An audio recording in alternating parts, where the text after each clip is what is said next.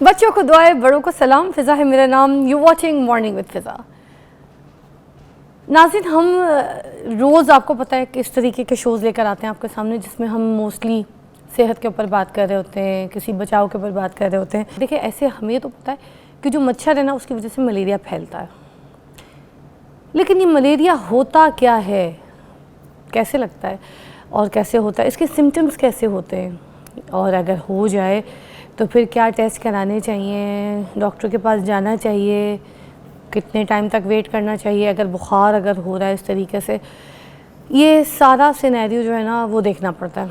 अच्छा, मैं आपको बताऊं, मोस्टली देखिए छोटे छोटे बच्चे होते हैं, स्कूल जा रहे हैं, खेल रहे हैं, अभी स्विमिंग भी खुल गई हैं, तो पूल साइड पे भी बड़े मच्छर होते हैं ऐसी जगहों पे। फिर बच्चे बाग वगैरह में खेलते हैं या गार्डन में या कार पार्क में, वहाँ पे बड़े मच्छर होते हैं। फिर एक तो ये जो सीज़न है ना, आप हल्की सी भी खिड़की खुली छोड़ दें, फिर आप अपने घर में देखें मेहमान कितने आते हैं, मतलब मच्छरों का टोला आता है। उनको लगता है कि ये आपका घर जो है ना, जहाँ पे बत्तियाँ जल रही हैं, शादी हॉल है। वो कहते हैं इधर आके शादी करो। हाँ, वो अपनी पूरी बारात लेकर आते हैं और वहाँ पर मुफ्ता खाते हैं, जो आप खाते पीते हैं वो आपके साथ खाते हैं, और उल्टा आपको ना, वो कहते हैं ना कुछ मेहमान आपके, जो हम भी बुलाते हैं इंसान शादी पे, तो ताना दे के, चर्रे दे के, नज़र लगा के जाते हैं, उसी तरह ये वो मच्छर ऐसे मेहमान हैं जो खा पी के हमें भी डंग के जाते हैं। ठीक है, मैं तो इनको ये भी कहूँगी कि इच्छाधारी नाग भी होते हैं, अच्छा खासा काम करके जाते हैं, डंग मार के जाते हैं, बीमार करके जाते हैं। 2 दिन हो गए फ़राल को भी बुखार है, तो कल मैंने सारा दिन उसको एब्जॉर्ब किया, मैंने चीज़ें देखी कि क्या चल रहा है, कितना बुखार है, टेम्परेचर बार बार मैं नोट करती थी। आज मैंने इसको स्कूल नहीं भेजा, आज स्कूल की छुट्टी की है, क्योंकि उसको बुखार अभी भी मैं आ रही थी, बहुत तेज़ था, उसकी पूरी बॉडी जो थी ना गर्म थी, 101 पूरा उसको बुखार था। तो अब मैं घर जाऊँगी, तो जाके, क्योंकि उसको नाश्ता करा के दवाई दे के, अब मैं घर जाऊँगी, अगर उसको बुखार हुआ तो मैं जाके फ़ौरन चेक कराऊँगी। तो अब आप मेरा सिनेरियो समझ गए कि मैंने एक दिन गैप किया, देखा बुखार नहीं उतरा है, तो अब दूसरे दिन, आज अगर अभी नहीं उतरा बुखार, तो फिर मैं सीधा डॉक्टर को रिजू करूँगी। तो आपको भी समझा दूँ कि आपके भी घर में बच्चे हैं छोटे छोटे, उनका ज़रा चेक एंड बैलेंस रखें कि किस तरीके से बुखार हो रहा है, कितना हो रहा है और कितने दिन से हो रहा है। ठीक है, टेम्परेचर ज़रूर चेक करें। मेरे साथ यहाँ पर डॉक्टर वजीहा मौजूद हैं, और हमने ख़ास इनको इसी बात के लिए मदऊ किया था कि आज हम मलेरिया के बारे में जान सकें। अस्सलाम वालेकुम। अस्सलाम वालेकुम। कैसी तबीयत है डॉक्टर वजीहा? ठीक ठाक। अच्छा, ये बताइएगा, ये इसकी क्या वजूहात होती है, किस वजह से ये जो मलेरिया है ये हो जाता है मोस्टली, क्योंकि सीज़न तो मच्छरों का है, हम क्या बचाव करें? थैंक यू फ़िज़ा। एक तो आपने मदऊ किया, जो मलेरिया डे है, इंटरनेशनल मलेरिया डे है, वो पूरी दुनिया में 25 अप्रैल को मनाया जाता है, और अवेयरनेस रेज करने के लिए। तो हमने, वो फ्राइडे था, हमने सैटरडे को सिंपोजियम किया था चिल्ड्रन हॉस्पिटल लाहौर में। अच्छा। लेकिन वो जो एक अवेयरनेस होती है उसमें टॉक्स थी, सीनियर डॉक्टर्स ने किया, लेकिन तब तक मैसेज आगे नहीं जा सकता जब तक आप जैसे एंकर्स और न्यूज़ पे ये चीज़ें नहीं चलना शुरू होती और चैनल्स इसके ऊपर बात करना नहीं शुरू करते। क्योंकि जो मलेरिया है वो एक छोटे से मच्छर से फैलता है और ये जानलेवा बीमारी में भी तब्दील हो सकता है, और इसका इलाज सिर्फ एहतियात है। तो इस पे जितनी बात करेंगे, लोगों तक मैसेज पहुंचाएंगे, उतनी बेहतरी होगी।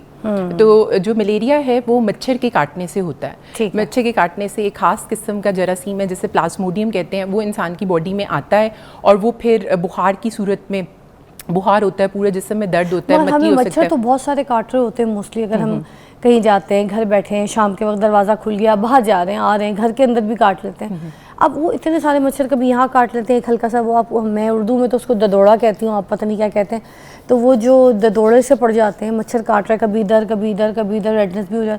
हमें क्या पता इन सारे मच्छरों में जो हमें इतना सारा काटा है, कहीं ना कहीं इसमें से कौन से मच्छर का काटा हमें मलेरिया कर रहा है? फ़िज़ा क्या कहते हैं, ये जितने जानवर हैं ना, और जितने इंसेक्ट्स और ये कीड़े मकोड़े हैं, इनमें सबसे ख़तरनाक मलेरिया है, शेर से भी, चीते से भी, क्योंकि जो मच्छर है उसके काटने से बहुत सी बीमारियां होती हैं, जिनमें मलेरिया भी होता है, डेंगू फीवर भी होता है, और बाकी भी हो जाते हैं। इसमें कोई वॉमिट के सिम्टम्स भी आते हैं क्या? देखें, जब मलेरिया होता है उसके अंदर बुखार ज़रूर आएगा सबसे पहले। अगर आपको मच्छर काटा है और एक दाना बना है तो कोई प्रॉब्लम नहीं है। वैसे तो कोशिश ये करनी चाहिए कि वो भी ना आपको काटे, क्योंकि उससे जितने आप घर को साफ़ रखेंगे, सफाई का ख्याल रखेंगे, और कोशिश ये करेंगे मच्छर ना आए ताकि ना हो। लेकिन मलेरिया में बुखार मस्ट होता है। मलेरिया का बुखार होता है, बुखार चढ़ता उतरता है, कई बार 2 दिन बाद एक कुछ गैप आया और दोबारा से 2-2 दिन के वक्फे से बुखार होता है, जिस्म बहुत ज़्यादा दर्द होती है, जिस्म टूटता है, सर में दर्द हो सकती है, मतली आ सकती है, और जो है, लेकिन मलेरिया एक जिस्म के किसी भी अज़ा को अगर ये टाइमली ट्रीट ना किया जाए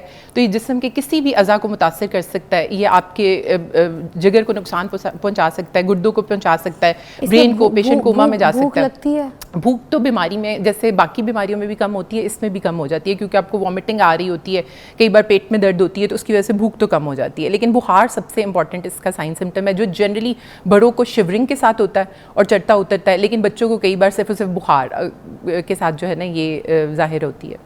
अच्छा, ये जो डेंगू और मलेरिया, इसके दरमियान का फ़र्क किस तरीके से करना है हमें? देखिए फ़िज़ा, दोनों मच्छर के काटने से जो है ना होते हैं, लेकिन इंटरेस्टिंगली जो मलेरिया होता है वो सिर्फ फीमेल मॉस्किटो के बाइट करने से होता है, वो डिफरेंट एक मॉस्किटो है। मतलब इंसानों के लिए औरत भी ख़तरनाक चीज़ है। औरत काटती नहीं है, जब वो बदला लेने पे आती है ना बड़ा खतरनाक बदला लेती है। तो वही इसी तरह से ये जो फीमेल मॉस्किटो होती है ये काटती है। दोनों में, डेंगू में और मलेरिया दोनों में बुखार होता है, ये मच्छर के काटने से होता है। लेकिन जो डेंगू का बुखार है वो जनरली मुसलसल होता है, वो टूटता उतरता नहीं है। मलेरिया का टूटता उतरता है। मलेरिया जो डेंगू का बुखार होता है उसमें ब्लीडिंग की टेंडेंसीज, जिस्म पे वो जो धब्बे होते हैं, रेड स्पॉट्स होते हैं जिसे हम पेटिकी कहते हैं, वो ज़्यादा, यानी कि ब्लीडिंग टेंडेंसी डेंगू में ज़्यादा होती हैं, या शॉक लाइक कंडीशन में जाना। जबकि मलेरिया में ठंड कपकपी के साथ आएगा, गुर्दे मुतासर हो सकते हैं, ब्रेन का हो सकता है, झटके पड़ सकते हैं, तो ये अलामात होती हैं। तो अगर आपको क्या मतलब झटके, फिट्स जिन्हें हम कहते हैं, फिट्स, क्योंकि ब्रेन को भी इफेक्ट कर देता है, जिसे हम सेरेब्रल मलेरिया कहते हैं,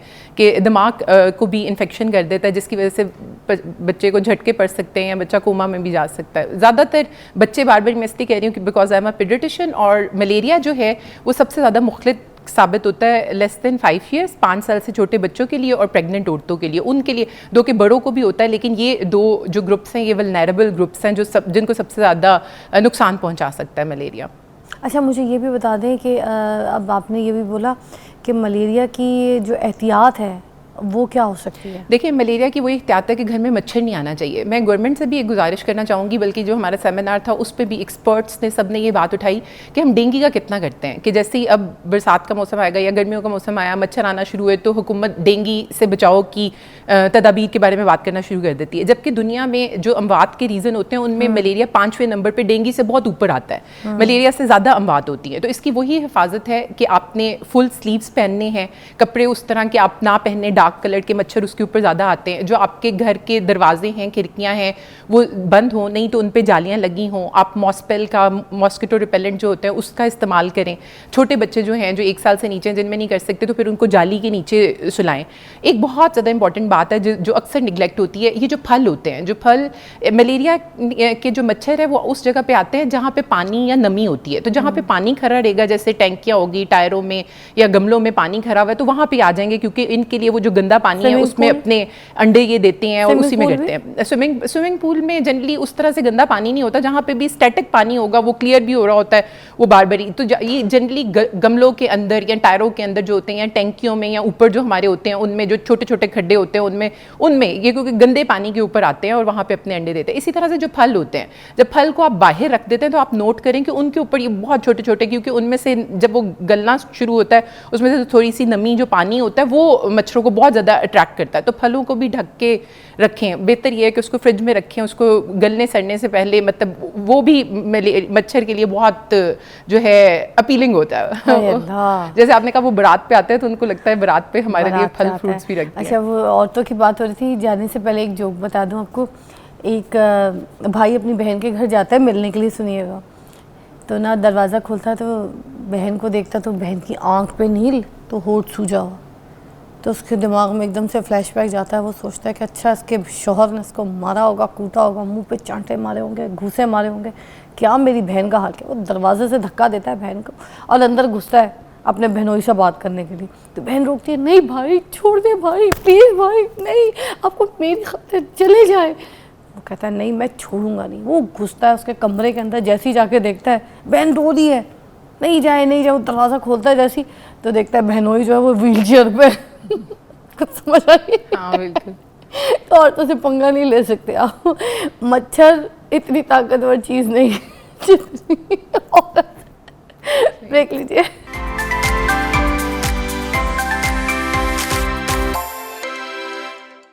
ओके अभी डॉक्टर वजीहा से मैं बात कर रही थी, मलेरिया के बड़े हैवी सिम्टम्स हैं, हम मलेरिया को इजी ना लें, हम बड़ा ख्याल रखें ख़ुद का भी और अपने बच्चों का भी। अच्छा मोस्टली जो कहा जाता है, ये जो हम नहीं लगा रहे थे मोस्टवेल वगैरह बॉडी पे पूरी स्किन पे हर जगह लगा रहे थे मच्छर से बचाव के लिए, मगर इसके बारे में कहा जाता है क्योंकि ये मॉस्किटो रिपेलेंट है कि ये स्किन ख़राब कर देता है, इज़ दैट ट्रू? देखिए जब भी आपने कोई भी चीज़ कोई भी केमिकल अपनी बॉडी पे लगाना है तो पहले उसको टेस्ट कर लेते हैं, तो वो लाइट्स आप लगा के देखते हैं, अगर उससे इरिटेशन आपकी स्किन को होनी है तो विद वो फ्यू मिनट्स आ जाएगी, तो जिनको नहीं आती है उनको नहीं आती। लेकिन हाँ स्पेसिफिकली एक तो स्किन की हो गई, लेकिन मॉस्पेल वगैरह ये उन लोगों को अवॉइड करने चाहिए जो स्प्रेज होते हैं जिन्हें एस्थमा का मसला होता है या सांस की एलर्जी होती है, क्योंकि ये स्प्रेज जो होते हैं स्पेसिफिकली जिनको एस्थमा होगा, आप कमरे में मॉस्किटो वाले स्प्रे करेंगे तो उनका सांस बहुत खराब हो जाएगा। तो उसके लिए फिर आपको रैकेट्स जो होते हैं, जो इलेक्ट्रिक रैकेट्स होते हैं वो यूज़ करने चाहिए, घर में रखने चाहिए। और फिर वही वाली बात कि छोटा बच्चा है तो उसको जाली के अंदर, वो तो आजकल होते हैं जो कवर्ड एक सॉर्ट सा उन्होंने बनाया होता है पूरा का पूरा, के वो रखें और फिर एहतियात रखें मच्छर ना आए, मच्छर भी ना आए आपके उसके अंदर, तो वो सबसे बेहतर है। इसका दौरानिया कितना होता है जब मगर मलेरिया हो जाए किसी को, तो कितने टाइम तक रहता है, कब क्योर होता है? मलेरिया बहुत अजीब तरीके से प्रेजेंट करता है। अगर तो आपने इसको टाइमली ट्रीट कर लिया, अगर आपने इसको दवाई दे दी तो आपकी अलामत दवाई देने के तकरीबन शायद 1 दिन बाद 2 दिन बाद सिम्टम्स उसको रिस्पॉन्ड कर दें। नहीं है तो ये मलेरिया कई बार बहुत लंबे बुखार, क्रॉनिक मलेरिया की सूरत में भी आता है, जिनको 6-6 महीने से बुखार होता है, उनकी तिल्ली भर गई होती है, फिर उनके लिए तिल्ली जो स्प्लीन होती है यहाँ पे जिगर के साथ जो पड़ी हुई होती है उनकी वो भर गई होती है, तो उसकी वजह से उनके ब्लड भी नीचे चला जाता है, जिस्म खून बनाना जो है खून की कमी हो जाती है, एनीमिया बहुत ज़्यादा हो जाता है उसके अंदर। तो ये बहुत वेरिएबल, मैं बल्कि आपसे ब्रेक में भी कही थी कि हम डॉक्टर्स कहते हैं कि मलेरिया प्रेगनेंसी के अलावा हर चीज़ जो है ना करा सकता है, कि वो हर अज़ा को आपके मुतासर कर सकता है। तो बहुत डेंजरस है इसका मतलब। और ये जो क्रॉनिक वाली आप बात करिए 6-6 महीने, ये हाँ ये इससे ऊपर भी जाता है, कई बार इसी तरह से होता है हमारे पास, मतलब बुखार है, बुखार टूट ही नहीं रहा, लोगों ने क्योंकि जिस्म के सेल कम हो गए हैं, तिल्ली बढ़ी हुई है, तो वो जी कैंसर की तशखीश के लिए आ रहे हैं, जब बोन मैरो करा रहे हैं तो उसके ऊपर मलेरिया का पैरासाइट मिल जाता है। तो ये मलेरिया मतलब वही वाली बात कि एक छोटा सा मच्छर है और उससे एहतियात अगर टाइम पे कर लें तो बचत है, नहीं तो ये जानलेवा भी साबित हो सकता है मर्ज। अच्छा इज दैट डेंजरस। अच्छा इसका फिर हमने डॉक्टर के पास कब जाना है अगर हमें पता चल जाता है सिम्टम्स? जैसे आपने कहा कुछ लोगों को मतली आती है, कुछ लोगों को नहीं, कुछ लोगों के सर में दर्द है, बॉडी पेन शुरू हो जाएगी, बुखार का। अब बुखार का टेम्परेचर किस हद तक क्या रहेगा? टेम्परेचर तो बहुत हाई भी जा सकता है, 104 तक भी जा सकता है, जनरली 101 से ऊपर होता है। राइगर चिल्स कपकपी के साथ होता है, या अगर बच्चे हैं तो 2 दिन है, वो कहेंगे थोड़ा सा पॉज आता है फिर होता है। अच्छा। तो जनरली अगर बुखार को आपके 2 से 3 दिन हो गए और बुखार आपका टूट नहीं रहा तो फिर आप वेट ना करें, फिर आप डॉक्टर को कंसल्ट करें। फिर इसके क्या टेस्ट होते हैं जो कराने? जनरली जो है मलेरिया का एमपी स्लाइड, एक मलेरियल पैरासाइट को हम एक थिक थिन स्लाइड्स के ऊपर, वो एक होता है या रैपिड डायग्नोस्टिक टेस्ट होता है। लेकिन फिर मैं एक वही वाली बात कहूँगी कि स्टिच ऑन टाइम सेव्स 9 वाली बात ही होती है। तो आप 3 दिन अगर आपका बुखार नहीं टूट रहा और इनमें से कोई अलामत आपको मतलब लग रहा है कि ये अब रिस्पॉन्ड नहीं कर रहा, तो एक एक्सपर्ट डॉक्टर को ज़रूर कंसल्ट कर लें। अच्छा मौसमियाती जो तब्दीलियाँ होती हैं उसका मलेरिया पर क्या असर पड़ता है? बिल्कुल, ये आपने बहुत जो है इंपॉर्टेंट बात कही है। जो मलेरिया की अमवात थी पाकिस्तान में, पूरी दुनिया में, वो एकदम बहुत बढ़ गई थी क्लाइमेट चेंज की वजह से, क्योंकि जब फ्लड आया था तो पूरी दुनिया में 26 करोड़ जो लोग हैं वो मलेरिया से इफेक्ट होते हैं और 6 मिलियन डेथ्स होती हैं। तो आप तकरीबन बच्चों की अगर मैं बात करूँ तो हर दुनिया में 6 मिलियन, हर 2 सेकंड में एक बच्चा मलेरिया से फोत हो रहा है, ये यानी कि इतना होता है। और ये मौसमी चेंज, क्योंकि जब फ्लड्स आते हैं, बारिशें आती हैं, पानी भरा होता है या गर्मी वगैरह होती है, तो उस मौसम में ये मलेरिया ज़्यादा जो है हो जाता है। अच्छा देखिए मुझे ना हर साल मसला होता था खांसी का, जैसे विंटर शुरू होते थे मैं और मेरी बेटी दोनों, हमें खांसियों का एक रुझान जो है ना ऐसे गले लगा लेता है। तो अब हमने क्या किया कि हमने वैक्सीनेशन कराई, मैंने भी, फ़राल ने भी, और हम बिल्कुल ये जो सर्दियाँ थी विंटर्स हमने बड़े सुकून से गुजारा, हमें कोई खांसी, कोई अटैक, कोई इस तरह के इन्फेक्शंस नहीं हुए। तो क्या मलेरिया के लिए भी ऐसी चीज़ है, कोई ऐसे वैक्सीनेशन जो पहले करा ली जाए, एहतियात किया जाए? अभी ये टाइम है, ये सीज़न है, अगर कोई वैक्सीनेशन है तो प्लीज़ बताएं। अच्छा एक आपको मैं बताता हूँ कि पाकिस्तान का रैंक पूरी दुनिया में जहाँ मलेरिया जिन कंट्रीज़ में ज़्यादा होता है वो तकरीबन 8वें नंबर पे आता है। ये बहुत ज़्यादा अफ्रीकन कंट्रीज़ में बहुत ज़्यादा पाया जाता है। 96% तकरीबन अगर डेथ भी कहें तो उधर अफ्रीका में हो गया, नाइजीरिया हो गया, वहाँ पे हो गया। पाकिस्तान में ये ज़्यादा बलूचिस्तान, सिंध के कुछ इलाकों में या KP के कुछ इलाकों में ज़्यादा पाया जाता है और जनूबी पंजाब में ज़्यादा पाया जाता है। अब जो वैक्सीन है WHO की तरफ से आती है ये, क्योंकि 96% अमवात तकरीबन अफ्रीकन कंट्रीज़ में होती हैं, तो WHO अभी मुफ्त में ये वैक्सीन अफ्रीका में सप्लाई कर रही है। तो पाकिस्तान में ये अभी इस वैक्सीन की अवेलेबिलिटी नहीं है, जो एहतियात इलाज से बेहतर है। अवेलेबल ही नहीं है, नहीं, एहतियात इलाज से बेहतर है। और वही वाली बात है कि अगर आपको लगता है कि आप कुछ ऐसे एंडेमिक एरिया में जा रहे हैं कि कंट्रीज़ में, तो कुछ मेडिसिन होती हैं जो डॉक्टर आपको प्रिस्क्राइब कर देते हैं कि आपने एक हफ्ते पहले उस एरिया में जाने से लेनी है, और उसके जब आ जाएं तो भी आप कुछ हफ्तों तक बाद में, जैसे जब फ्लड आया था हम सिंध गए थे, तो हम सारे डॉक्टर्स जो है ना वो मेडिसिन एक हफ्ता पहले हमने खाना शुरू कर दी थी, और आने के बाद भी हमने 3-4 हफ्ते जो है वो मेडिसिन ली थी, तो वो प्रोटेक्ट कर जाती है। और लास्ट मुझे ये बता दीजिए कि अगर मलेरिया किसी को एक बार हो गया है और ठीक हो गया, ट्रीट करा लिया, क्या उसको दोबारा भी हो सकता है? हाँ, बिल्कुल हो सकता है। मच्छर काटेगा, प्लाज्मोडियम दोबारा आएगा, इसकी इम्यूनिटी लाइफ लॉन्ग नहीं होती। जैसे किसी को डेंगू हो गया वो दोबारा भी हो सकता है, गला खराब हो गया दोबारा भी हो सकता है। तो अगर एक मॉस्किटो है जिसमें वो जरासीम है, वो आपको बाइट करेगा, तो आपको मलेरिया दोबारा भी हो सकता है। या अल्लाह, थैंक यू वजीहा, बहुत बहुत शुक्रिया आपका हमारा साथ देने का। आज ये जो अवेयरनेस प्रोग्राम था ये हमने ज़रूर किया क्योंकि करना ज़रूरी था, और अपने बच्चों का अपने घर में बहुत एहतियात रखें, अपने घर वालों का। घर के दरवाजे जैसी घर के अंदर दाखिल हो, मेक श्योर के वो बंद है तरीके से। घर की जो खिड़कियाँ हैं उधर आपकी मेक श्योर की जाली लगी हो। अगर आपने खिड़की खोलनी है, ताज़ी हवा लेनी है, तो जाली आपने रखी हो, उसके बाद आप खिड़कियाँ खोलें। और घर के अंदर अगर इस तरह की कोई ऐसी चीज़ें आपको लगता है कि शाम के वक्त में किसी भी कोई कोने खुदरे के सुराख से जो है मच्छर आ जाता है, तो अपने कमरों में या लाउंज, जहाँ पे जिन जगहों पे आप ज़्यादा बैठते हैं, वहाँ पर जो भी ये जो अब मच्छर भगाने की आजकल आपको पता है बड़ी चीज़ें आ गई हैं। आज वैसे हमारे शो पे भी हम आपको एक धुनी बताएंगे घर पे ख़ुद बनाना, जिसको आप बनाकर जो है ना मच्छर भगा सकते हैं। एक ऐसी धुनी जिससे आपके घर का एक एक मच्छर भाग जाएगा। तो हमारे साथ रहिएगा, अपना बहुत ख्याल रखें। आज ख़ास मच्छर के ऊपर हमने ये शो किया ताकि ये मच्छर आपको ना काटे। Take a break.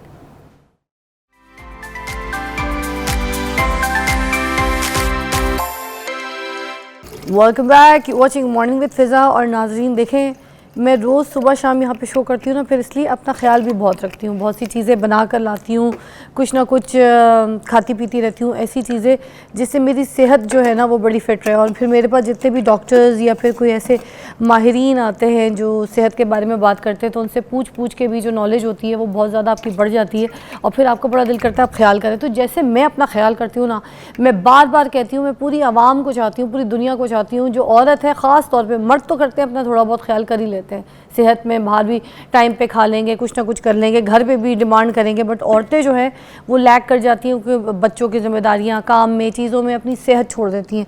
तो शर्माया मत करें, कोई भी अगर आपको सेहत से मसला है तो फ़ौरन बात करें और डिस्कस करें और डॉक्टर से रुजू करें और अपनी सेहत पे काम करें। अच्छा, आज मेरे पास हम जिनको बुलाया है ख़ास इस्लामाबाद से, वो आए हैं डॉक्टर शाहिद नदीम साहब हैं, जो कि डायबिटोलॉजिस्ट हैं और किसी तारुफ के मोहताज नहीं है। एंड इनकी जो रिसर्च मेरे पास आई थी उसमें ये है कि अभी he is one of the best person जिनका सोशल मीडिया पर टेका बहुत भारी है। इनके मिलियंस पे फॉलोवर्स हैं और इनकी बताई हुई डाइट, इनकी लाइफस्टाइल, इसने काफ़ी गोल्स जो है वो चेंज कर दिए हैं। तो हमें यही चाहिए, क्योंकि ये लाइफस्टाइल किस तरीके से चेंज करनी है और शुगर ये क्यों होती है, कैसे होती है, और अगर हो जाती है तो उसके जिस्म पे क्या असरात होते हैं। आज वो जो नेगेटिव असरात हैं जो बॉडी में होते हैं उसके ऊपर बात करेंगे। डॉक्टर शाहिद नदीम, अस्सलाम वालेकुम। वालेकुम सलाम। कैसी तबीयत है जी? अल्हम्दुलिल्लाह, शुक्र, मैं ठीक ठाक। मैंने आपकी बेगम की भी तारीफ़ यहाँ पे की, बहुत प्यारी माशाल्लाह बेगम है और आपको सपोर्ट करती हैं और बड़ा ख्याल करती हैं, ठीक है। तो अब ये है कि मुझे बताइएगा कि ये जो शुगर जब हो जाती है, जिस भी रीज़न से, किसी को हर एक के अपने अपने रीज़न्स और सिनेरियोज़ होते हैं, हो जाती है तो बॉडी के ऊपर क्या असरात मरतब होते हैं जो नेगेटिव, बहुत सेहत के लिए ख़राब होते हैं? देखिए, जब शुगर हो जाती है तो इन द स्टार्ट जो है वो जो कॉम्प्लिकेशंस है वो इतनी ज़्यादा नहीं होती। अगर बंदा मैनेज कर ले डायबिटीज़ स्टार्ट में ही, स्टार्ट में प्रॉपर इलाज कर ले, तो ये कॉम्प्लिकेशन जिनका आप जिक्र कर रही हैं आपके जहन में भी होंगी। और अक्सर मैं अवेयरनेस भी देता रहता हूँ अपने पेज पे भी और वीडियोस में भी, प्रोग्राम्स में बताता रहता हूँ क्या क्या कॉम्प्लिकेशन हो सकती हैं। तो वो स्टार्ट में इतनी ज़्यादा नहीं होती, लेकिन अगर शुगर कंट्रोल नहीं होती, पेशेंट अपनी सेहत का ख्याल नहीं रखता, उस चीज़ों से परहेज़ नहीं करता जिस तरह डॉक्टर ने एडवाइस किया हुआ है, मेडिकेशन टाइम पे नहीं लेता, एक्सरसाइज और फिज़िकल एक्टिविटी पे नहीं आता, तो फिर जो आहिस्ता आहिस्ता शुगर अनकंट्रोल हो जाती है। जब अनकंट्रोल हो जाती है तो जो है वो दो तरह की कॉम्प्लिकेशंस जो है ना वो आती हैं, और इनको हम वैस्कुलर कॉम्प्लिकेशंस कहते हैं। एक होती है माइक्रो वैस्कुलर कॉम्प्लिकेशन, जो छोटी शरेयानें होती हैं ना वो वीक हो जाती हैं, जहाँ से ब्लड सप्लाई होता है ना डिफरेंट टिश्यूज़ को, डिफरेंट वो वीक हो जाती हैं due to uncontrolled sugar levels, क्योंकि जब ग्लूकोज का लेवल बढ़ता है तो उसका इफेक्ट ब्लड वेसल्स पे आता है। तो इसमें दो तरह की ब्लड वेसल्स बॉडी में होती हैं, एक बड़ी शरीयानें होती हैं, एक छोटी शरीयानें होती हैं। अच्छा। जो छोटी शरीयानें होती हैं वो पहले जो है वो डिस्टर्ब होना शुरू होती हैं, डैमेज होना शुरू होती हैं, जिसकी वजह से मतलब न्यूरोपैथी आती है, रेटिनोपैथी आती है, इस तरह की कॉम्प्लिकेशंस आती हैं जिससे आंखों की वीकनेस हो जाती है, नर्व डैमेज हो जाता है, हाथ पाँव में सुनपन और जलन और इस टाइप के सिम्टम्स आना शुरू हो जाते हैं। इवन के लोग जो है वो न्यूरोपैथी की वजह से रात को सो भी नहीं पाते सही तरीके से, इस कदर शदीद किस्म की जलन होती है। तो ये तो वो चीज़ें जो कि माइक्रोवेस्कुलर कॉम्प्लिकेशंस में आती। जब थोड़ा थोड़ा फिर भी इंसान को एहसास ना हो, कंट्रोल ना हो शुगर, तो फिर जो है मैक्रोवेस्कुलर कॉम्प्लिकेशंस आती हैं। वो क्या है? जिसमें फिर आपकी जो बड़ी खून की शरीयानें हैं वो जो है नैरो होना शुरू हो जाती हैं, उनमें वीकनेस आ जाती है, उसकी वजह से मायोकार्डियल इन्फार्क्शन, हार्ट प्रॉब्लम और स्ट्रोक का रिस्क, फालिज का रिस्क बढ़ जाता है। पेरिफेरल वैस्कुलर डिजीज़ जो है वो हो जाती है, जो हमारी बड़ी वेसल्स हैं जो पाँव और टांगों को सप्लाई करती हैं, ब्लड सप्लाई करती हैं, वो वीक होना शुरू हो जाती हैं। इंसान थोड़ा सा चलता है तो टांगें दर्द करती हैं, बैठता है तो फिर आराम आना शुरू हो जाता है। तो इस तरह की कॉम्प्लिकेशंस आती हैं।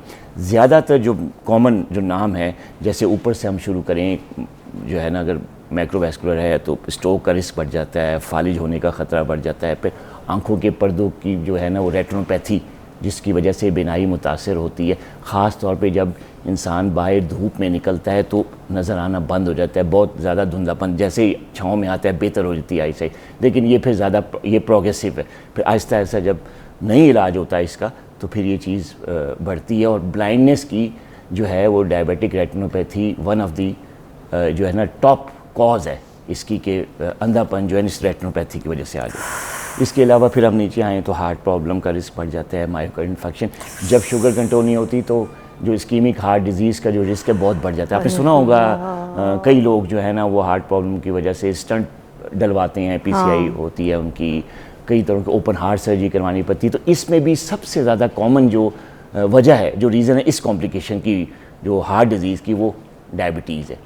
फिर जब आप स्टमक पे आते हैं तो स्टमक पे भी इसकी ज़ाहिर नर्व सप्लाई होती है, वो वीक होती है। स्टमक में फिर जो है आपको डिफरेंट किस्म की प्रॉब्लम होती है, जिसमें इनडाइजेशन है, खाना टाइम पे डाइजेस्ट नहीं होता। सर हम पेट से दोबारा आएंगे जी जी, क्योंकि ये इतनी, मुझे लगा आज पहली मर्तबा आज मुझे एहसास हुआ कि शुगर इतनी बड़ी बीमारी है कि आपके सर के बाल से लेके आपके नाखून तक की ज़िंदगी में बिल्कुल तहल महल मचा देती है। इस पर डिटेल में आके और बात करते हैं, मगर एक ब्रेक ज़रूरी है। ये देखें शुगर क्या चीज़ है। कॉल्स कीजिए, आज पूछिए क्या पूछना है। Is the best doctor, ask, call कीजिए।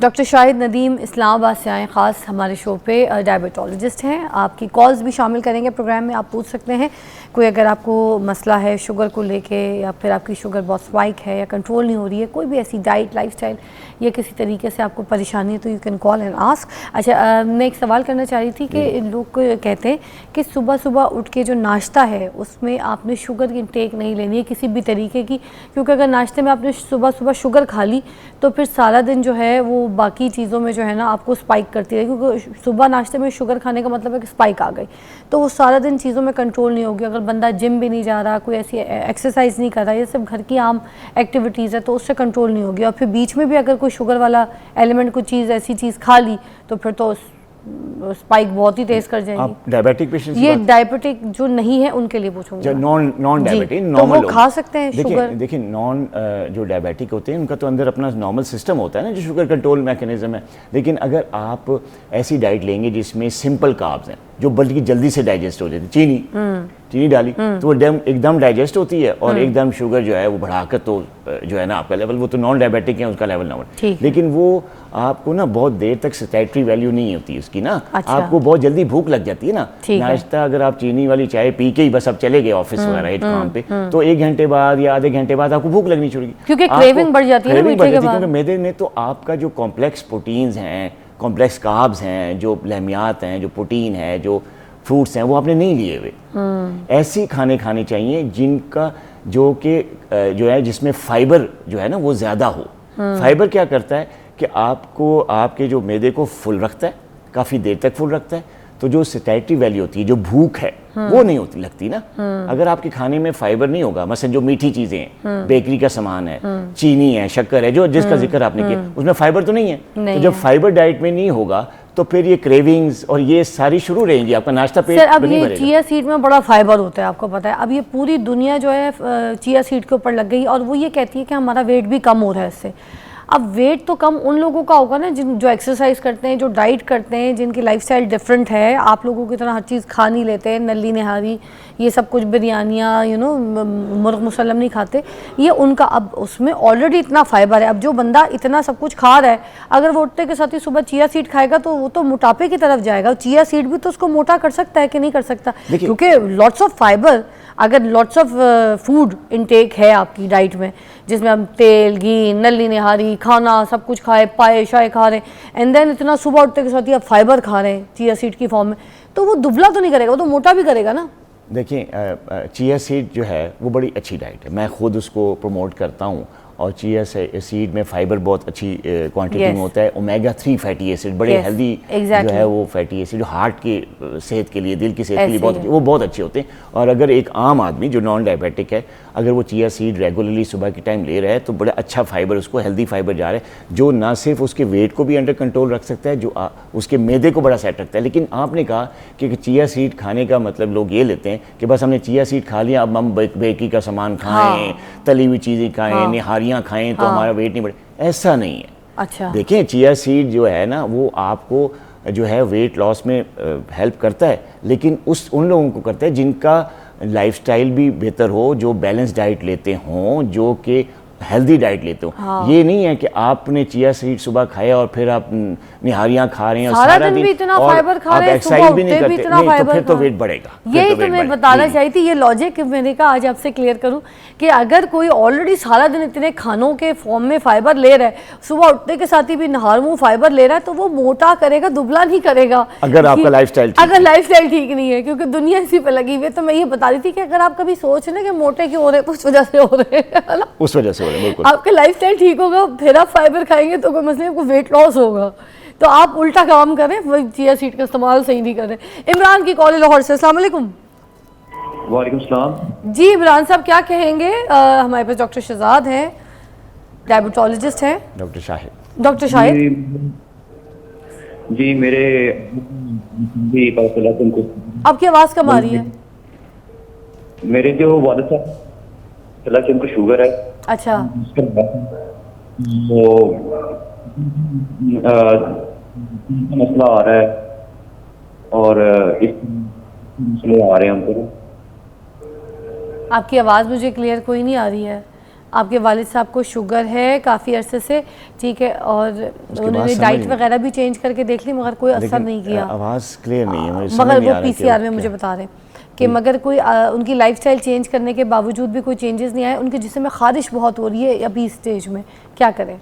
देखिए, अगर शुगर अनकंट्रोल्ड है तो स्किन प्रॉब्लम, इसको डर्मोपैथी कहते हैं, जो बेसिकली डायबिटीज़ अनकंट्रोल लोगों में एक स्किन की भी कॉम्प्लिकेशन होती है। मैंने कॉम्प्लिकेशन जिक्र नहीं किया, ज़रा कॉमन नहीं है, ठीक है, तो हमने जिक्र कर दिया था डायबिटिक रेटिनोपैथी का भी, नेफ्रोपैथी का भी, न्यूरोपैथी का, लेकिन ये भी एक ऐसी कॉम्प्लिकेशन है स्किन की कि इसमें भी माइक्रोवेस्कुलर कॉम्प्लिकेशन है। ये भी इसमें क्या होता है कि जो है स्किन की भी ब्लड सप्लाई मुतासर हो जाती है। तो स्किन क्या हो जाती है, उसमें ब्लड सप्लाई जब कम होती है, skin becomes dry, diabetic patients की, तो वो इचिंग होती है, खारिश होती है। तो ये उनको वो वाली है। और अभी ज़ाहिर है मैंने उसको एग्जामिन नहीं किया, मैं एग्जैक्ट डायग्नोसिस नहीं कर सकता, लेकिन इनको फौरन डॉक्टर से रुजू डेफिनेटली करना चाहिए और शुगर कंट्रोल करनी चाहिए। अच्छा डॉक्टर साहब, गफूर साहब की कॉल है, अब्दुल गफूर की भी कॉल शामिल करेंगे, सिर्फ कॉल सुन रहे हैं। जी अस्सलाम वालेकुम मेरी बहन। वालिद जी क्या कहेंगे? मैंने आपसे मालूमात लेनी थी कि मेरी मिसेज को जो ना शुगर है और उनके पाँव में शदीद जलन होती है। क्या उम्र है उनकी? और 50 है उनकी। वेट है उनका? दोबारा उनका वेट है, थोड़ा सा हेल्दी है या फिर दुबली है? जी हल्दी है। हेल्दी, उनके पाँव में वो हाँ डायबिटिक हैं, टाइप 2 डायबिटीज़ होगी आई एम श्योर उनको, और मोटापा भी और है। कल परसों उनको हार्ट में बहुत प्रॉब्लम है, ये पसीने आए बहुत ज़्यादा। क्या आई? पसीने कह रहे दिल हैं। में दर्द हुआ, आपस पसीने आए बहुत ज़्यादा, सांस लेने के बहुत पसीने आए।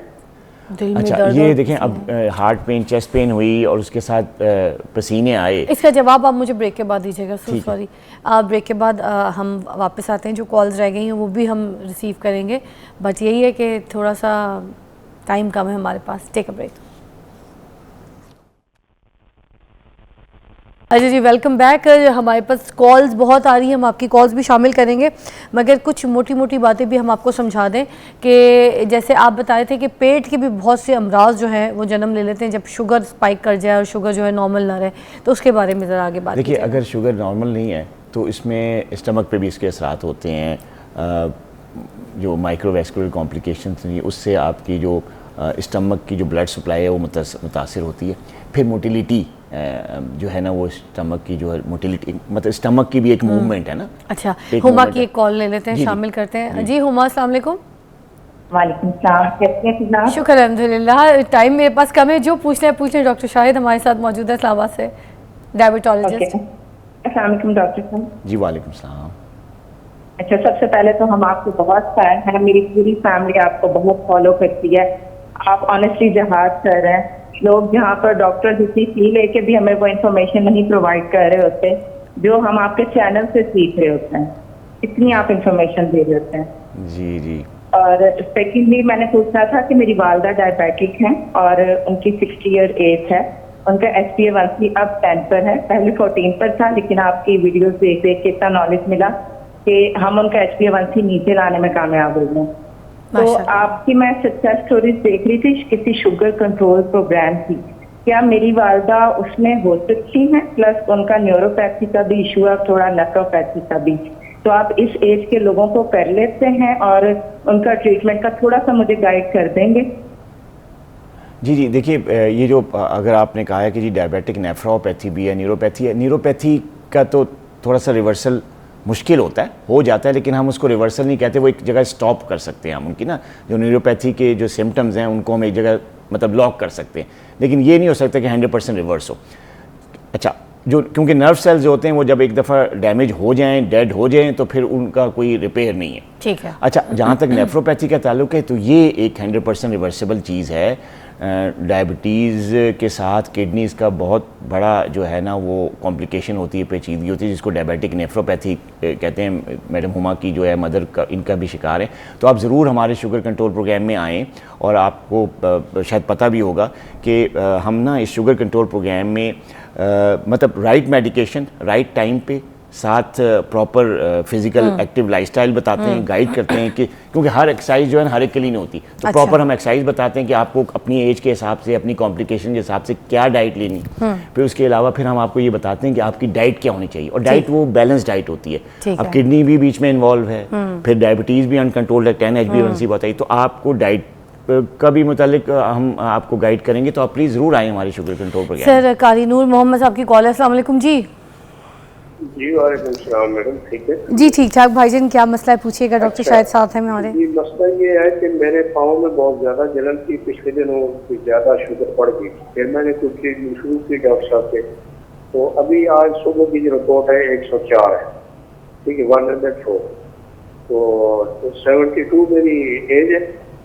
तो अभी पाँव में जलन बहुत होती है, और बाँव पाँव का जो अंगूठे का नाखून है इसके ऊपर एक निशान बन रहा है सफ़ेद, तो ये क्या होता है? डॉक्टर साहब प्लीज। जी, अब दो क्वेश्चन आपके। एक तो वो जो आपके जलन की बात है वो तो डायबिटिक न्यूरोपैथी है, जैसे कि मैंने बताया कि ये 100% रिवर्सिबल नहीं है। हाँ, इसके जो सिम्टम्स हैं, जैसे ये जलन होती है पाँव में या ये सुनपन होता है, इसको हम कंट्रोल कर सकते हैं, इसको एक जगह पे स्टॉप कर सकते हैं ताकि ये चीज़ प्रोग्रेस ना करे, क्योंकि ये एक प्रोग्रेसिव डिजीज़ है। जो डायबिटिक न्यूरोपैथी है वो डायबिटीज़ की तरह एक प्रोग्रेसिव कॉम्प्लिकेशन है, जो कि अगर कंट्रोल नहीं होगी डायबिटीज़ आपकी, आप इसका इलाज नहीं कराएंगे प्रॉपर, तो फिर जो है ये चीज़ प्रोग्रेस करेगी। जहाँ तक ये जलन का ताल्लुक है, इसमें मेडिसिन हैं और इसमें कुछ एक्सरसाइजेज़ भी हैं। मैं आपको बताऊँगा कि इसमें ख़ास किस्म की पाँव की फुट एक्सरसाइजेज़ हैं।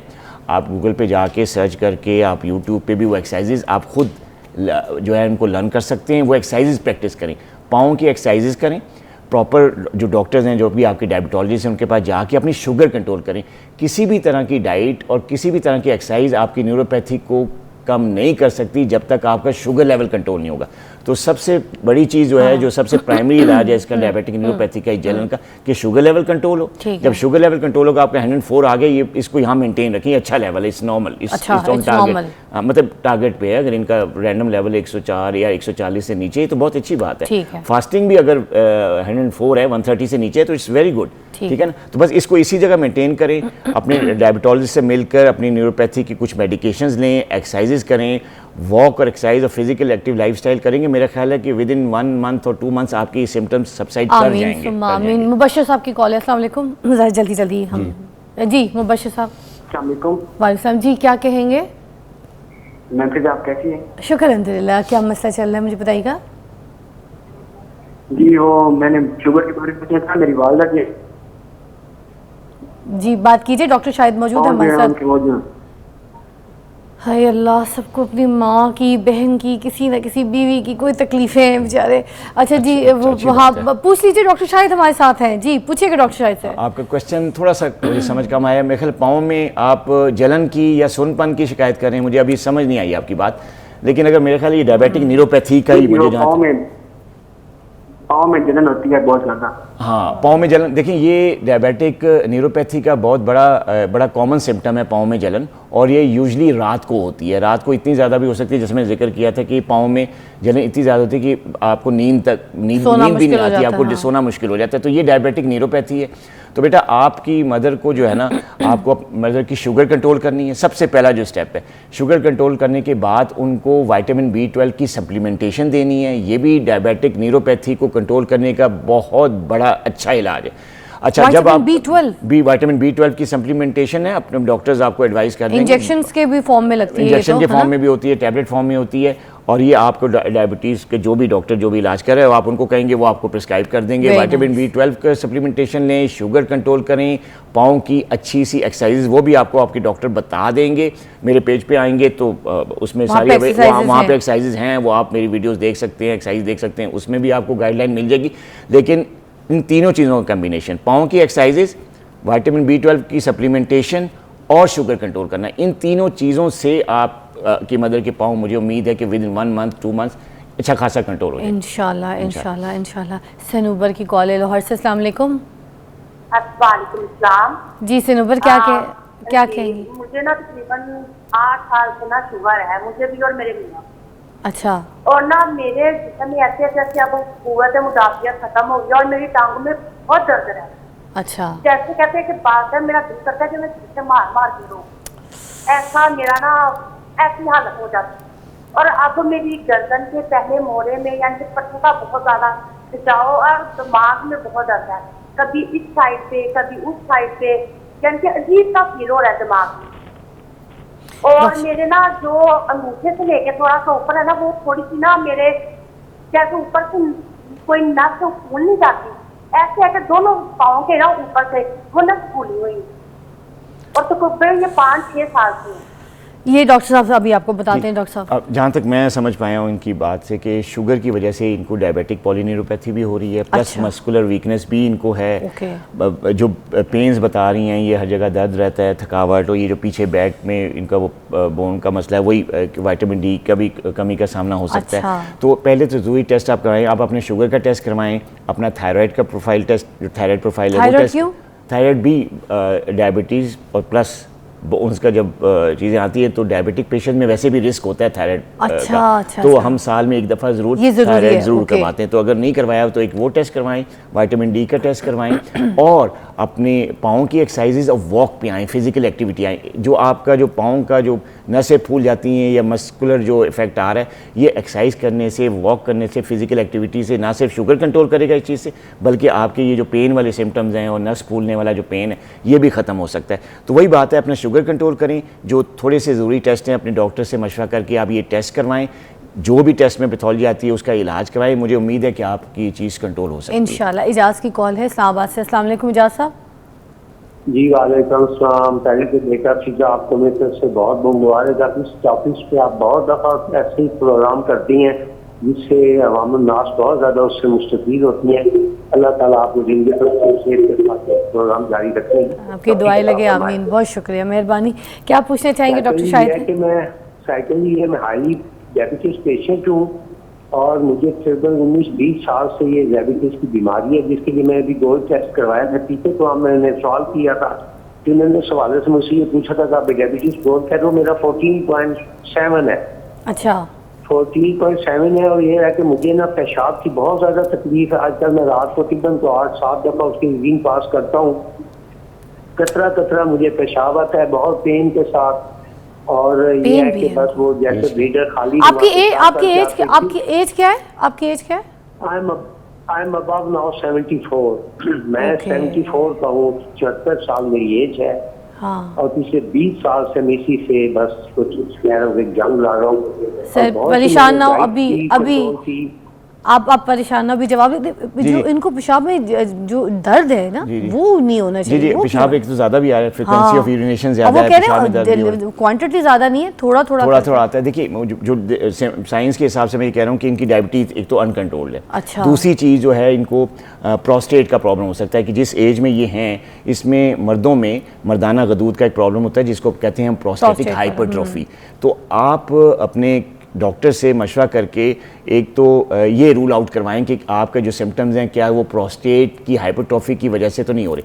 एक ये चीज़, फिर एक दो ज़रूरी टेस्ट होते हैं वो आपको डॉक्टर्स बता देंगे। उसमें यूरिन का टेस्ट होता है, एक ब्लड का टेस्ट होता है, एक अल्ट्रासाउंड होता है आपके प्रोस्टेट का। तो ये कुछ टेस्ट करवाएं, इससे पता चलेगा कि ये जो प्रॉब्लम या जो सिम्टम आपको हो रहा है कहीं ये आपके प्रोस्टेट या मर्दाना गदूद की वजह से नहीं है, लेकिन 90% चांस है उसी की वजह से। उसका इलाज मुमकिन है, उसमें सर्जिकल ट्रीटमेंट भी होती है, उसमें मेडिकल ट्रीटमेंट भी होती है। लेकिन शुगर कंट्रोल करना उसमें भी प्राइमरी है। उसमें आपका मैंडेटरी चीज़ ये है कि आप अपनी डायबिटीज़ कंट्रोल करें। अगर आप प्रोस्टेट को डायग्नोज भी करवा लेते हैं, उसका इलाज भी शुरू हो जाता है। जब तक आपका शुगर कंट्रोल नहीं होगा, यूरिन का सिम्टम रहेगा। होता ये कि शुगर हाई होने से यूरिन ज़्यादा आता है, ठीक है, जिसको हम पॉलीयूरिया कहते हैं, वहाँ से वो यूरिन आता है। प्रोस्टेट की वजह से जो है यूरिन का जो ट्रैक है वो ब्लॉक्ड होता है, सेमी ब्लॉक्ड होता है, यूरिन निकलता नहीं है, पेन भी हो रहा है, वो निकलता नहीं है, ब्लैडर से प्रेशर आ रहा होता है, वो निकल नहीं रहा होता प्रोस्टेट की वजह से, और फिर ये चीज़ें सिम्टम्स आती हैं जो इन्होंने बताया। तो इसलिए प्रोस्टेट का इलाज कराएं, शुगर कंट्रोल करें, तो मेरा ख्याल है आप काफ़ी हद तक बेहतर हो जाएंगे। थैंक यू, बहुत बहुत शुक्रिया आपका। आखिरी में क्योंकि आपकी मेरी बात हो चुकी थी, मैं उसको सिर्फ क्लियर कर दूं यहाँ पर, फिर मैं आपको थैंक यू भी करूँगी कि इन्होंने ये अभी बात में हम ब्रेक पे कर रहे थे कि जो लोग शुगर चीनी खाते हैं जो कि एक एक्स्ट्रा केमिकल से प्रोसेस से गुजरी होती है और चीनी को जो है ना तबरुक समझ के खा रहे होते हैं, पहले तो अपनी ज़िंदगी से चीनी को बिल्कुल हटा दें। जो चिट्टी सफ़ेद चीनी है, ठीक है, चिट्टा रंग चिट्टा मुँह ये सब करने का शौक़ है वो करें, चिट्टी चीनी मत खाएं। जो शक्कर की बात करते हैं ना लोग कि शक्कर से कुछ नहीं होता, शक्कर से कुछ, शक्कर इन्होंने मुझे बताया कि फैमिली है सारी, आपस में फुप्पियाँ हैं ये सारी, ठीक है, कजन्स हैं, तो इसको भी इतने मुंह खोल के नहीं खाना है, बहुत हल्की आंच पे खाना। अगर किसी को शुगर नहीं और किसी को शुगर है तो उसने नहीं खाना, ऐसे कुछ था। एंड में प्लीज़ कुछ कहना चाहेंगे शुगर पेशेंट्स के लिए, कोई एहतियात की बात तो प्लीज़ करें। शुगर पेशेंट्स के लिए मैं आपको बस एक ही मैसेज है मेरा कि आपकी जो डायबिटीज़ है उसको लेके आप टेंशन में ना आए, किसी स्ट्रेस में ना आए। आप अपनी शुगर लेवल कंट्रोल करने के लिए राइट मेडिकेशन राइट टाइम पे लें, proper exercise, physically active lifestyle करें और बैलेंस डाइट खाएं। किसी चीज़ को एक्सट्रीम में ना करें, ना डाइट में एक्सट्रीम पे आएँ, ना एक्सरसाइज पे एक्सट्रीम पे आएँ, ना मेडिकेशन पे एक्सट्रीम। मियाना रवि जो इस्लाम भी कहता है, आप मियाना रवि इख्तियार करें अपनी एक्सरसाइज में, अपनी फिजिकल एक्टिविटी में भी, अपनी डाइट में भी, अपनी मेडिकेशन में। राइट मेडिकेशन राइट टाइम पे, राइट मौलिक से इलाज, इससे आपकी डायबिटीज़ कंट्रोल रहेगी और आप किसी भी चीज़ किसी भी कॉम्प्लिकेशन से बचेंगे। Thank you so much doctor साहब। अब आपने नेक्स्ट वीक जब भी आना है ना तो दोबारा फ़ौरन आना है, क्योंकि ये सही प्लेटफॉर्म है रहनुमाई का, ठीक है। बाकी आप तो अपने पेज पे भी आप करते हैं, सब कुछ करते हैं, मगर अल्लाह ताला आपको जो है ना अच्छे भाग लगाए, खुशियाँ दें, क्योंकि आप बहुत अच्छा काम करें। Take a break.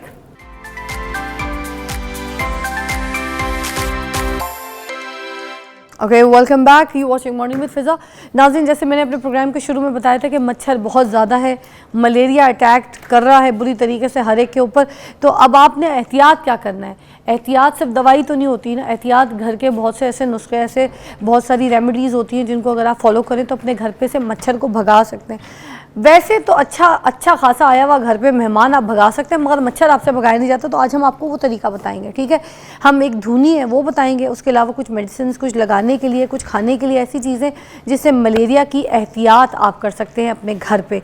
सबसे पहले हमारे पास यहाँ पे मौजूद हैं फरहान साहब, हकीम फरहान साहब, किसी तारुफ के मोहताज नहीं है, और आज हमें ये सारी चीज़ों के बारे में बताएंगे। कैसे हैं जी सर? अल्हम्दुलिल्लाह। सर आपकी वो नाना जी की डेथ हुई है, उसके लिए भी बड़ी अफसोस हम करना चाहेंगे। अल्लाह ताला उनके जन्नत में आला दर्जे के मुकाम जो है, दर्जात जो है वो बुलंद करें, आमीन।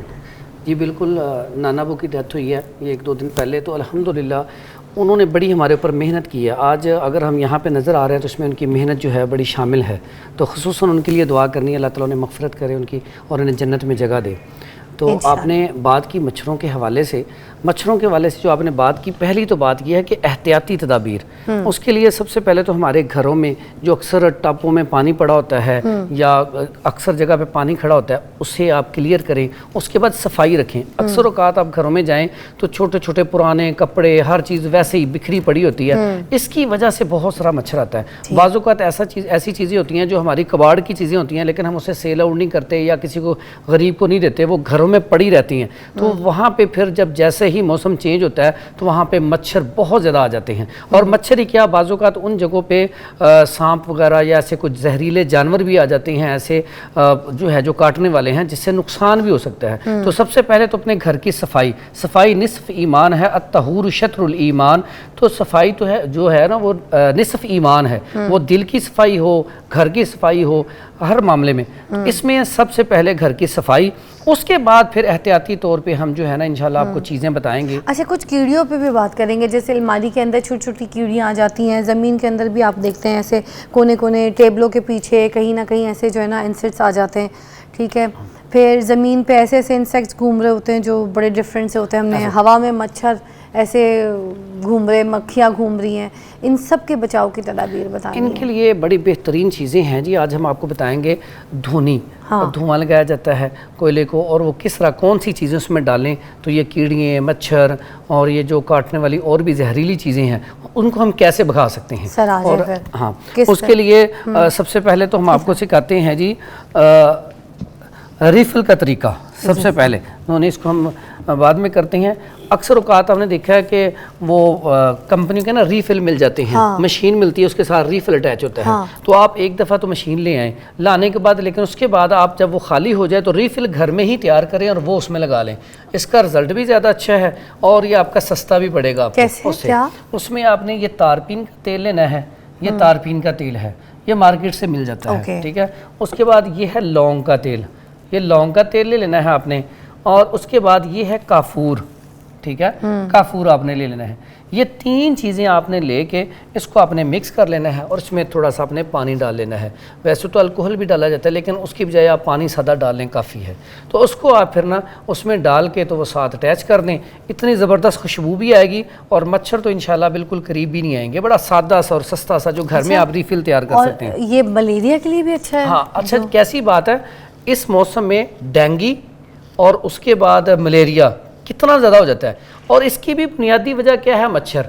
तो इसलिए हम जब तक ये मच्छरों को नहीं भगाएंगे हम मलेरिया से भी नहीं बच सकते और डेंगू से भी नहीं बच सकते।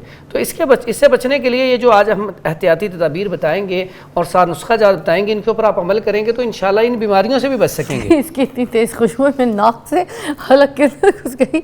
एक तो मेरा नाम टेस्टर होना चाहिए, मैं हर चीज़ टेस्ट करती हूँ।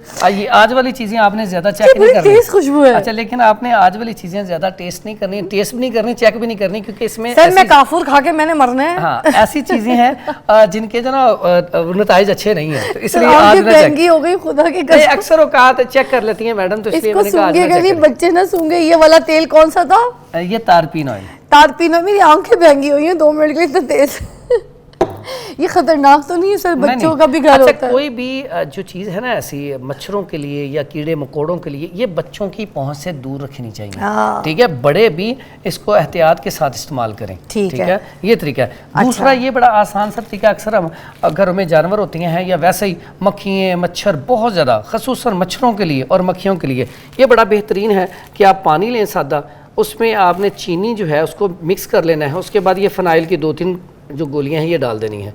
अब उसको आपने मिक्स करके ना इतना सा वो किसी गिलास के अंदर, प्लास्टिक का गिलास ले लें तो उसके अंदर आप रख दें किसी साइड पे, ऊंची जगह पे जहाँ पे बच्चे ना हों, ठीक है। तो इसकी वो स्मेल से ही, इसकी खुशबू से ही वो मच्छर वहाँ से बिल्कुल गायब हो बस जाएंगे। चीनी वाले पानी में फरनैल की गोलियाँ? हाँ जी, बस सपोज एक गिलास का पानी है, ये सारी गोलियाँ और ये सारी चीनी? हाँ, 2-3 गोलियाँ, सारी भी नहीं, 2-3 गोलियाँ रख दें बस। अच्छा, मगर ढक्कन उसका खुला रखें? हाँ, ढक्कन खुला रखें ताकि उसकी खुशबू से ना ये बड़ा इसका ढक्कन जो है ना वो खुला रखना है, ठीक है। अच्छा, और क्या नुस्खा लेकर आए? अच्छा जी, उसके अलावा अक्सर औकात ये जो आप धोनी का नाम सुनते हैं ना, ये आपको हम ना करके भी दिखाएंगे यहाँ पे, बड़ा बेहतरीन है। गुग्गल, हरमल और लोबान, ये 3 चीज़ें ऐसी हैं और ये चौथी चीज़ है अजवाइन।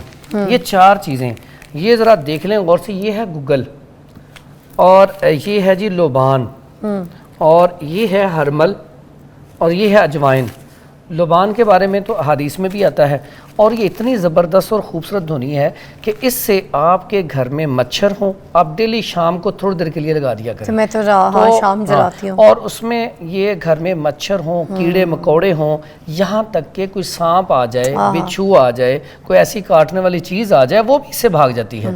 और हमारे यहाँ पे उलमा, और घर में अगर पौधे रखे हों, पत्ते रखे हों, अंदर भी ऐसी कोई चीज़ें हों और बाहर कार पार्क वगैरह में भी हो, तो यहाँ पर आप जहाँ पे दरख्त वगैरह भी हो, तो आपके जो घर में मच्छर दाखिल होते हैं ना, वो अगर ये इस्तेमाल करेंगे तो मच्छर नहीं आएंगे। इसकी तो गारंटी मैं आपको देती हूँ। हाँ जी, ये इतनी ज़बरदस्त चीज़ है। आबाओ अजदाद जो हमारे बड़े थे यही इस्तेमाल करते थे।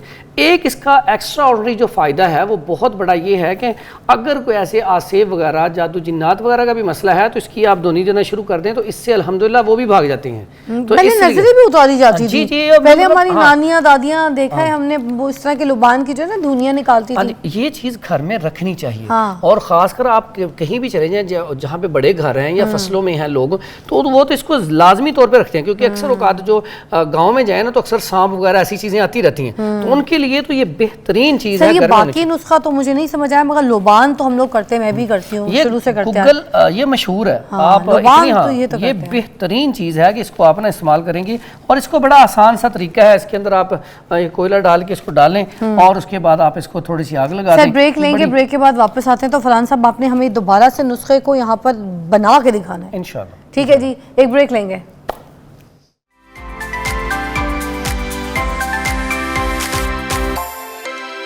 Welcome back. और फरहान साहब ने आज मेरे शो पे और मेरे सेट पे आग लगाने की पूरी कोशिश की है।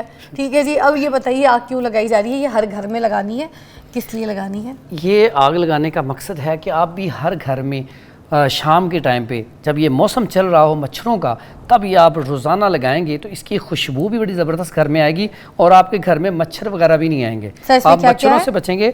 इसमें जी हमने डाला है, एक तो हमने इसमें डाली है गूगल, ठीक है, ठीक है, और ये आम बाज़ार से मिल जाती है। अच्छी वाली लेनी है, अक्सर ये हल्की वाली दे देती हैं, अच्छी वाली गूगल लेनी है ये आपने। उसके बाद आपने सर डाल के दिखाएं कितनी कितनी डालनी है? ये जी आपने इसकी मिकदार बिल्कुल थोड़ी थोड़ी डालनी है। आप ये 2-2 चुटकियाँ जो है ना आप डाल दें इसमें, ठीक है। कोयला लें, उसके बाद ये थोड़ी थोड़ी डालें आप, ताकि हमें ये देखें जी 2 चीज़ें मैंने आपको बता दी, एक हरमल बता दी और एक ये गूगल बता दी। उसके बाद ये लोबान है, लोबान मैंने पहले भी डाल दिया है, ज़्यादा डल गया है पहले ही, तो ये लोबान है, ये भी आपने इसमें डालना है। और ये 3 चीज़ें काफ़ी होती हैं, लेकिन हमने चूँकि इसकी खुशबू भी अच्छी लेनी है और फ़वाइद ज़्यादा लेने हैं, तो इसमें हम अजवाइन का हमने इजाफा किया है। अजवाइन से क्या होगा? खुशबू? हाँ जी, खुशबू भी आएगी और इसका फ़ायदा बढ़ जाएगा। अच्छा। उसके बाद इसमें हमने संदल लकड़ी डाली है ताकि घर में थोड़ी सी खुशबू भी आए, ठीक है।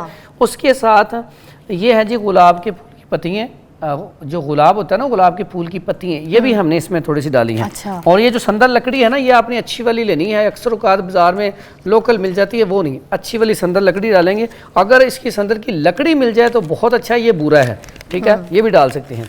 और ये जो है आप अक्सर देखते हैं, इसको अब मरियम बूटी भी कहा जाता है, बखूर भी कहा जाता है, ये सऊदी अरब में होती है ज़्यादातर इसकी काश्त। ये भी आपने डाली? हाँ जी, ये भी इसमें थोड़ी सी डालनी है। इससे ना अगर आप सऊदी अरब में जाएं तो अक्सर आप देखते हैं वहाँ पे ना उन्होंने घरों में लगाया होता है वो तो उसमें ऊद भी डालते हैं, ऊद की लकड़ी, ठीक है, तो उसकी खुशबू बहुत ज़्यादा होती है। और अक्सर आप जाएँ उनके वहाँ पे मसाजिद में भी और घरों में भी बड़ी ज़बरदस्त प्यारी सी खुशबू आ रही होती है, तो ये यही धोनी ही लगाते हैं, ठीक है। तो इस तरह आपने जब ये करना है तो इसकी जो खुशबू भी बड़ी प्यारी आएगी और इससे घरों में मच्छर भी नहीं आएगा। जब घरों में मच्छर नहीं आएगा तो आप डेंगू से भी बचेंगे, मलेरिया से भी बचेंगे, ठीक है, तो आपका घर भी महफूज रहेगा। सर इसको क्योंकि आग बुझेगी तो धुआं आएगा, आप ज़रा मुंह आगे करके इसको आग बुझा दें। उसके बाद ये कि जब इनके मुंह पे आप क्लोज करेंगे तो फिर आप पहचानेंगे कोई नहीं फरहान साहब को। जी फरहान साहब। हम क्या करते हैं, अच्छा इसमें आपने नीम के पत्ते भी खुशक करके डालने हैं। नीम के पत्ते भी डालने हैं? हाँ, इसका बहुत बड़ा फायदा है। नीम के पत्तों का एक ऐसा फायदा है कि अगर आपके घर में कोई पुराने कपड़े पड़े हैं ना जो आपने ज़ाया करने हैं, तो आप नीम को लें, नीम को लेके आप अच्छी तरह इसको कूट लें। कूटने के बाद जैसे वो चटनी सी बनाती हैं, कूट के आप वो कपड़ों के ऊपर डाल के तो उसे खुशक कर लें। अब वो कपड़े संभाल के रख लें। आप उसे ना रोज़ाना एक कपड़ा लेके उसको जला लिया करें, उसका ही सिर्फ धुआं दे दें तो आपके घर में मच्छर नहीं आएंगे इंशाल्लाह। सर इसको धुआं निकाल के दिखाएं इसका। हाँ जी, इसको पहले बंद करना पड़ेगा। कैसे? तो इसको हम बंद कर लेते हैं, इसको डाल के ही। पहले इन सबको जला लेना है जैसे हमने यहाँ पे जलाया, और उसके बाद इसका धुआं निकालना है। ये देखें जी, ये धुआं आप देख लें जी, ऐसे धुआं आएगा जी। वाह, ठीक है, I got it, alright, I got it. इस धुएं से आपके घर में मच्छर नहीं आएंगे। ये वो धुनी है, हम जो ग्लोब वगैरह इस तरह की चीज़ें लगाते हैं, गले में हमें खराश होती है, तकलीफ होती है, सांस लेने में प्रॉब्लम होती है और खांसी वगैरह भी होती है। इसका धुआं अभी तक मुझे कोई इरिटेट नहीं कर रहा आपके सामने, वरना मेरा गला फ़ौरन ख़राब होता है, मुझे खांसी होती है, मुझे कुछ नहीं हो रहा। तो ये बहुत अच्छी चीज़ है। और दूसरी बात ये कि इसमें नीम के पत्ते हैं, हर चीज़ें जो उन्होंने इलाज, एक मच्छर का इलाज बताया है, धुनी बताई है इसके बचाव की, इसमें सब कुछ हर्ब्स डले हुए हैं। सारी चीज़ें वो हैं जो हिकमत से हैं, जिसमें लकड़ियाँ हैं, संदल है, अजवाइन है, ये वो सारी चीज़ें जो आपको अपने घर के किचन से और हर्ब्स की चीज़ों से मिल जाएंगी। तो हर्बल धुनी है, इसको इस्तेमाल करें और मच्छर भगाएं। भाई मच्छर का दौर है, ये बच जाएं। आप देख लें 6-6 महीने तक मलेरिया जो है ना आपकी जान नहीं छोड़ता। ये वो डेंजरस चीज़ है ना कि आप सोच, और ये अगर बहुत ज़्यादा बढ़ जाए तो फिर जान ले के फिर आपकी जान छोड़ता है, सोचें। ठीक है, इसमें चूहे का भी बताया आपने। चूहों के हवाले से बहुत सारी वो अक्सर दोस्त आके पूछते हैं कोई ऐसी चीज़ बताएं। अक्सर बेकरी वाले या फैक्ट्रियों वाले बहुत बड़े बड़े चूहे और दुकानदारों के घरों में, और घरों में तो ख़ास करके औरतें बड़ी परेशान होती हैं कि उनके कपड़े जो हैं वो ख़राब कर देते हैं। तो उसके लिए इतना ज़बरदस्त नुस्खा आपको बताने वाला हूँ। लेकिन आपको जो मच्छरों वाला बताया है या चूहे वाला बताने लगा हूँ, दवाइयाँ जितनी भी हैं बच्चों की पहुँच से दूर रखें। ऐसी अद्वियात जहरीली होती हैं, ख़तरनाक होती हैं, तो बच्चों की पहुंच से आपने दूर रखनी है। जब भी लगानी हो आप रात को लगाएं। अगर घर में आपके छोटा बच्चा है तो सुबह सुबह आप दवाई को उठा लें। स्कूल चले गए तब हाँ, जब बच्चे स्कूल चलेंगे तब लगा लें, ठीक है। तो ये आपने ख़ास ख्याल रखना है। ये 2 चीज़ें हैं, बड़ी सिंपल सी सादा सी, और ये बड़ा सस्ता सा नुस्खा है। आपने सिम्मल फार लेना है। सिम्मल फार, इसको सफ़ेद पत्थर भी कहा जाता है, लेकिन सिम्मल फार के नाम से ये मार्केट से मिलेगा। ये आप बाज़ार से 100 रुपये का ले लें या 200 रुपये का ले लें। ये घर में ला के इसको पाउडर करके रख लें। उसके बाद घर में से आप गंदम का आटा वो ले लें। गंदम का आटा अपनी गंदम हो, उसका पिसा हुआ तो अच्छा है, नहीं तो जो भी मार्केट से मिल जाए गंदम का आटा हो। अब जितनी दवाई ये हो उतना ही आटा इसमें शामिल करके आपने छोटी छोटी गोलियां बना के रख लें। अगर आप गोलियां नहीं बनाना चाहते तो ये आटा और ये मिक्स करके पाउडर करके तो छोटे छोटे आप टुकड़े लें गत्ते के, उसके ऊपर आप रख दें मुख्तलिफ जगह पे। तो ये आप 110% गारंटी है कि इंशाल्लाह आपके घर में चूहे नहीं रहेंगे। सोफे के नीचे और बिस्तर के नीचे ऐसी जगहों पे डालें। हाँ जी, वो बिल्कुल आप ना सोफे के नीचे रख दें जहाँ पे आपको खतरा होता है कि यहाँ पे, और आपको कोई चीज़ लगाने की जरूरत नहीं है। बाजू का टमाटर के ऊपर लगानी पड़ती है, खीरी के ऊपर लगानी पड़ती है, किसी चीज़ के ऊपर लगाने की जरूरत नहीं है। और इसका एक ही फ़ायदा नहीं है, हमने तो इससे इतने बड़े फायदे लिए हैं कि अगर न्योला आपके घर में आ गया तो उसको भी भगा सकते हैं। अगर आप घर में लोगों के न्योले, मगरमच्छ, पता नहीं हाथी भी घुसा देंगे ये, मगर हमें अब जाना पड़ेगा, टाइम खत्म हो गया जी। Thank you so much Farhan साहब, बहुत अच्छी नई चीज़ें बताई हैं आपने, ये इस्तेमाल करें और अपने घर से मच्छर को भगाएं। एक ब्रेक लेंगे।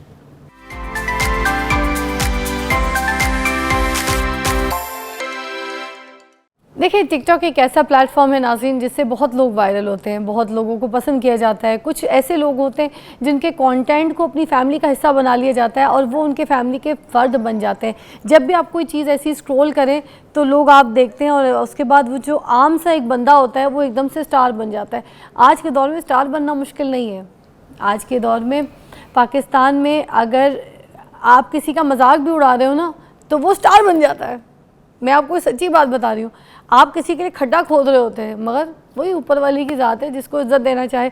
और मैं आपको बताऊं कि जब आपके अंदर कोई अलग एक्सक्लूसिव कोई चीज़ होगी, कोई अलग टैलेंट होगा तो आपको लोग पसंद भी करते हैं। देखिए आज के दौर में मैं एक बात कहूँगी, किसी का मजाक जो आप उड़ा रहे होते हैं, अगर आप उससे इंटरटेन हो रहे हैं तो ही जाके उसके अकाउंट को देख रहे हैं ना, तो उसका मजाक उड़ाने की क्या ज़रूरत है। आपको कोई भी किसी तरीके से आपका कोई टाइम पास करा रहा है, एंजॉय करा रहा है, आपको डिप्रेशन स्ट्रेस से दूर कर रहा है, तो जस्ट आप उसको फॉलो करें, मज़ा करें, एंजॉय करें।